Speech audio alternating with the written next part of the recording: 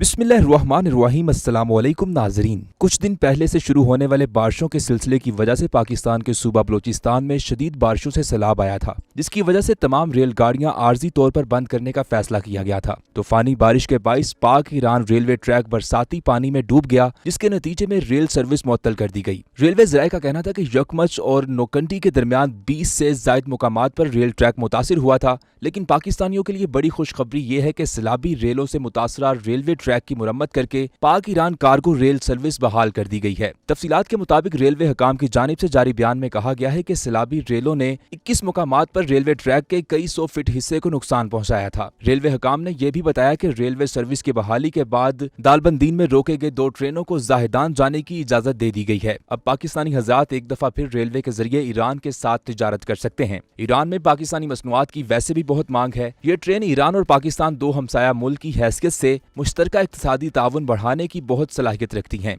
Railway नकलो हमल के मामलात में दोनों ममालिक की तजारती सरगर्मियों को बेहतर अंदाज में सरअंजाम देती है। याद रखें, जैसा कि हमने कुछ अर्सा पहले बताया था, पाकिस्तान और ईरान के दरमियान तिजारत के लिए सिर्फ कार्गो ट्रेन सर्विस ही नहीं बल्कि बॉर्डर मार्केट्स अहम किरदार अदा करती हैं। पाकिस्तान और ईरान की सरहद में पहले ही बहुत सी मार्केट्स मौजूद हैं। इनके अलावा कुछ अर्सा पहले पाक ईरान सरहद पर पहले मरहले में 3 नई बॉर्डर मार्केटें कायम करने का फैसला किया गया। इन बॉर्डर मार्केटों के क्याम से दो तरफा तिजारत में इजाफा और सरहदी इलाकों में मुकीम आबादी के लिए इक्तिसादी मौके बहुत ज्यादा बढ़ेंगे। इस सिलसिले में पाकिस्तान और ईरान ने इस साल अप्रैल में बॉर्डर मार्केटों के क्याम के लिए मुफाहमत की याददाश्त पर दस्तखत किए थे। इसके अलावा हम आपको ये भी बताते चलें कि ज़राए के मुताबिक पाक अफगान और पाक ईरान सरहद पर मजमूई तौर पर 18 बॉर्डर मार्केटों के क्याम का फैसला किया गया है, यानी बात बहुत आगे तक जाएगी। दूसरी तरफ ईरान को सीपेक में शामिल होने के बाद इसे आबने हरमज के रास्ते की अहम तरीन पाकिस्तानी बंदरगाह गवादर तक रसाई मिल चुकी है, जिसे चीन ने जदीद तकाजों के मुताबिक तामीर करके मुकम्मल फाल कर दिया है। ऐसा होने से गवादर ईरान की अहम बंदरगाह चाबहार की सिस्टर पोर्ट बन चुकी है,